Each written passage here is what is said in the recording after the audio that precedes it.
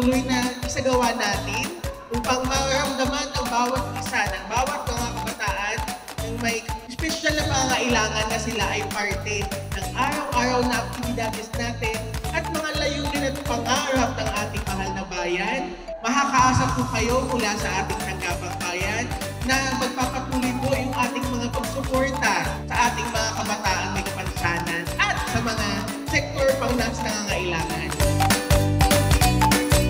Nangangalang po ko at nabibigyan po tayo ng suporta at mga pangangailangan katulad ng PWD. Sana mag-ingat kayo sa inyong gagawing celebration ng inyong palaro para sa ganon ay makaiwas tayo sa anumang sakuna. So itong araw po na to ay para sa mga bata at magulang para maramdaman ng mga bata na sila ay may kasama sa kanilang mundong ginagawa. Assist po natin yung ating mga anak para maramdaman po nila na sila ay hindi nag-iisa.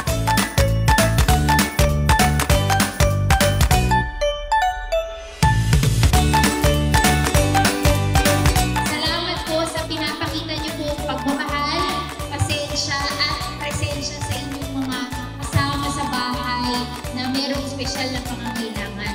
Ang ganitong klaseng activities po ay malaking bagay para sa kanila para buo po nila yung kanilang professional skills, yung sportsmanship, mahalaga din yung ganitong klaseng activities. Kahit ano man ang kakaibang kapasidad nila ay meron tayong programang